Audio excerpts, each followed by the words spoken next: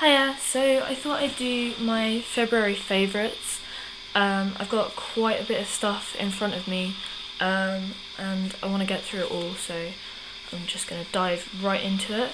The first thing is a skincare thing, and it's these eye creams from Natural High, which is a range that Superdrug do. And I got them on half price for about £2.50 each, I think. One's a brightening eye cream that I use during the day, and one's an anti-aging eye cream that I use at night. I keep the brightening one in the fridge, and it soaks in really, really quickly. The anti-aging one takes a little bit longer to soak in, but that's fine when you're wearing it at night. On the front it tells you kind of the key ingredients and what they do, and all of the Natural High range has that, so I really, really like those. Just really good. And then a hair thing is this Dazzling Shine Spray by Fish Hairdressing Company, and it smells like a little bit vanilla-y, which is nice to have on your hair, and it gives you a really nice shine. I'm not wearing it today because I've got, you know, waves and stuff going on rather than kind of sleek and straight and Jessie J fringe. But it gives your hair a really nice shine without making it feel greasy or weighing it down, so we really like that. All of the things. Right, the next thing is Bourjois Healthy Mix Foundation, and this has been raved about by a lot of people, but it is just a really good foundation, and it's a bit of a rediscovery because I started using it again as part of Project 10 Pan, which I talked about on my blog. I stopped using it a little while after I first got it because I thought that it looked a little bit too dark for me to really pull off, but I took it out and used it again and it was absolutely fine. Now I've got this colour hair, it looks a little bit dark again, so I think it was my hair colour playing badly off it rather than the actual foundation. But it sits really nicely on your skin, doesn't accentuate any dry patches, doesn't, you know, kind of cling to any like spots or anything, like when you've got a little bit dry skin on top of the spots. It is a little bit dewy for my liking, but I powder over it and that's fine. And yeah, it's just really, really nice. Onto some blushes. I've got a couple of blushes that I've really been liking. One is this Topshop blush in Crushed Berry, Topshop cream blush, and it's kind of cream to powder formula.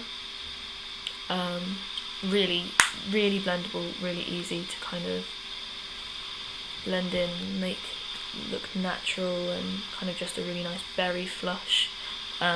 Bit more wintry than springy, so probably moving away from this colour in the coming more sunshiny months.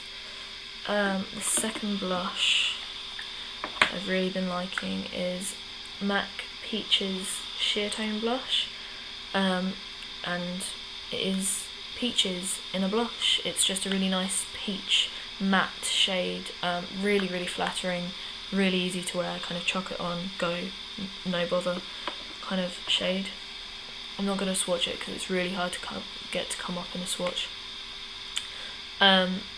This I'm going to include in kind of face products, and it's this cream colour base by MAC called Hush, and it's kind of a muted bronze shade, if anything, or a warm pinkish gold. It doesn't dry down like a cream to powder product or a long wear cream eyeshadow, so if you use it on your eyes it does crease really, really quickly, which is good if you kind of like that glossy, creasy look. It does that really well. I like it as a base for kind of shiny, shimmery, metallic-y powder eyeshadows because it doesn't dry down. It's got a slightly sticky finish and it kind of clings onto the powder and clings onto the shimmer in it, so that's really, really nice, makes powder eyeshadows look really nice. One use I've really been liking for it is as a kind of subtle bronzer for a really, really subtle kind of very, very slightly tanned look. And when I say slight, I really do mean very, very slight. But I'm pale, so that works for me. And just as a highlighter, depending on the blush that I'm using. And then I've got 2 cream eyeshadows that I've really been enjoying. One is this Chanel, what is the name of these again? Illusion d'Ombre cream eyeshadows. They've been raved about all over the place. This one is a kind of taupey, purpley, silvery grey colour. It's got a lot of shimmer in it. This one's number 83, Illusoire. So that's that. Really, really nice. It will fade on me before it creases on me. It doesn't crease very easily. It's really versatile as a kind of all-over wash. Really nice as kind of glam, grunge, smoky eye type look. Or as a quite subtle eyeliner, or in the outer corner and crease of the eye with something lighter on the lid, or the possibilities really are endless, so I really, really like that a lot. They are expensive, they are really, really expensive. They're £22.50 each, but I bought it with my Christmas money and I regret nothing, so we like that. Next thing in cream eyeshadows is this Benefit Creaseless Cream Shadow. This one's called Sippin, Dippin, which I don't like. It should be sipping and dipping, but Benefit, they like their quirky names. They like to try and make a joke with their product names. And it's a kind of rose gold shade. It's a pink base with gold just running through it. It's more gold and less bronze than Hush, but the two are quite similar. Hopefully you can see that. It's got a really pretty finish on it. It hasn't got any sparkly in it, but it does have quite a high shine, not quite metallic, but pretty finish. And it just does not crease on me, doesn't fade or anything. It just stays put all day. And I really, really like that. What next? Next thing that I've really been liking, back onto face products after eye products, but is the Cool Bronzer by e.l.f. And it's part of their studio line. It's about £3.50, and it's got kind of 2 brown shades, a pinky terracotta shade and a white shade, and it's matte, so it's really good for contouring. I like to use the pink first and then build on it with the browns. That way you can get a more kind of subtle and blended result. I don't really use the white as a highlighter on my face very often, but I use it on my brow bone a lot.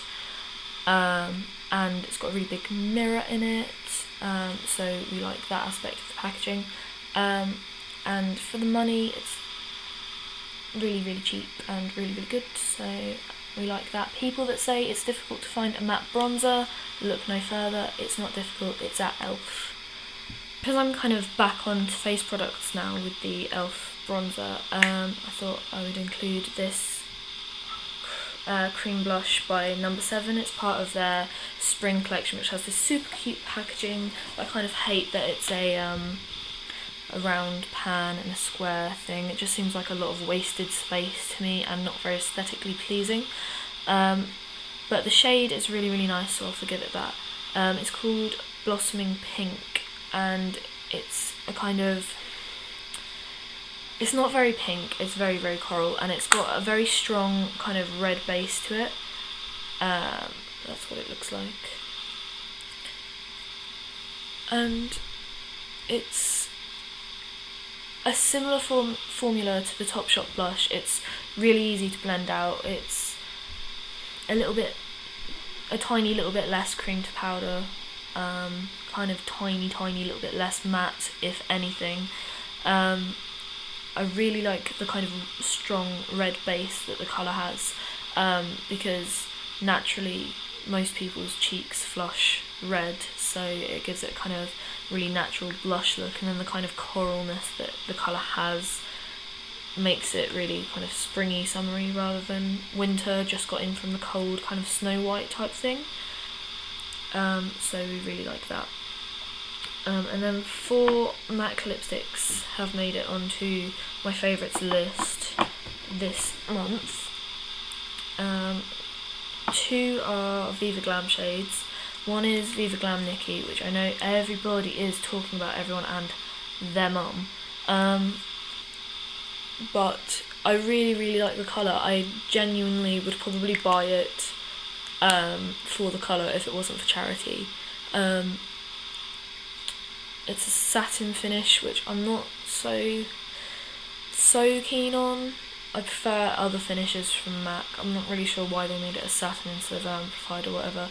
But I really like the colour on me, and it's for charity, so I'll probably buy a backup of that before the year that it's available is out. If you can't get hold of it, don't worry, because it is available for the whole year, but go and buy it because it's for charity. And then the second Viva Glam lipstick I'm really liking at the moment is Viva Glam 5, which is this kind of very unassuming looking mauvey brown kind of colour, and it's a luster finish, so it's not, you know, it's not very opaque. It's quite sheer, so it goes on more nude than kind of brown. It's got a really pretty kind of gold sparkle running through it. It's just really good as a lipstick that goes with literally everything, and I should imagine it suits everybody. So yeah, if your collection is missing that kind of go with absolutely everything lipstick, you might want to check that out. Again, for charity, so go and have a look. And the other 2 that have made it into my February favourites, this one is Impassioned, and to be honest, it's probably going to stay one of my favourites as the weather gets warmer, because it's a very bright, it's an amplified finish, so it's very opaque. It's very bright, kind of watermelony pink, yellow based pink like Viva Glam Nikki, but it doesn't have the white base that Nikki has, and it's much deeper. It's still bright in a kind of in your face way, but it's a lot less white. Just a really good all-round lipstick. Can see why that's a lot of people's favourites. And then the 4th one is a limited edition lipstick, which came out with the, I've forgotten which collection it came out with. The same one as Everhip came out with, was re-promoted with. Yeah, it's called Summer Shower, and it's a bright aqua in the tube. On it's just blue sparkle, really pretty blue sparkle. For me it's a kind of, well, blue sparkle with a bit of purple thrown in as well. For me it's just a really good pairing with a kind of cool toned, stronger eye. Kind of one of those that goes with everything shades, which I know for some people it might not be. But on the lips it basically looks like you're wearing a sparkly lip gloss, but I hate lip gloss, like I hate the feeling of it, so this is really good for me. I really like that. And then drop this one. I've got 2 brushes that I really like from number 7 again. I was picking up something else and number 7 was on 3 for 2, so I picked these up. This I was hoping would be a dupe for the MAC 109. It's the powder blush brush. but it's flatter than the 109, which actually works better for me, I think. So I don't really regret picking that up instead of the pricier 109. When I first got it out of the package, I thought it was a little bit scratchy, but on the face it's absolutely fine. It does shed a little bit, but this kind of flatter shape means it's really, really good for contouring for me, and now I can contour with powders, which I couldn't really do with my other brushes, so I really like that. The other brush that I picked up is the Smoky Eyeliner brush, and it's just a very small, round-tipped kind of pencil brush. Really good for smudging along either at lash line or doing a really precise crease for like a cut crease look or something like that, or getting into the inner corner, tiered up to the eye. I really like that the handles on these are shorter, especially with this, which is a more precision brush, because I'm quite short-sighted and I tend to get quite close to my mirror, so they don't hit off the end of my mirror when I'm trying to see what I'm doing. So I really, really like that. I'll probably check out some more number 7 brushes, to be honest, when I've got a £5 off voucher, so I'll probably go and check some more of those out. And then the last thing on my favourites is Kat Von D Poetica fragrance, and I got this off Kathy. Presumably she didn't like it on herself, but I really, really like it. It's described as like just basically a floral fragrance on Sephora's website, with like notes of like dewy rose and tuberose and jasmine, and kind of a light ambery woody base. On me it smells very floral, but with a definite note of cucumber in there, which isn't listed on the notes on the Sephora website. So I don't know if it's because the rose note in it is supposed to be a dewy rose note, so that kind of dewiness is coming through. But it definitely has something cucumbery to it, to my nose, which I really, really like. As we're coming up into spring, and I'm probably going to really enjoy during the summer. It's just very fresh and kind of easy to wear, and I really like that the roller ball is metal, so it feels very cooling and nice. And I've got two, unfortunately, non-favourites this month. One is the Boots 17 Peep Show mascara, and it comes in this really cute packaging, and I've heard a lot of good things, but I just really don't like it on me. I wrote a really bad review of it on my blog. It's supposed to have like lengthening fibres in it. This is what the brush looks like. It's supposed to have lengthening fibres in it, but I don't think it's outrageously lengthening. I will admit that it looks better on my lashes after I've curled them than if I don't curl them, but I can't be bothered to curl my eyelashes every day, and other mascaras make my eyelashes look as good without me curling them. The second thing that I'm really not liking this month is Directions Dye. This one's Atlantic Blue that I mixed in with the white toner that they do to kind of get a pastel blue. But even on my roots, where my hair was literally white, the base of this colour is far too green toned for me. It's still here gone more cyan and kind of more aqua than I was hoping for, which is kind of annoying. And on the ends it's washed out really quickly and left my hair looking like yellow green.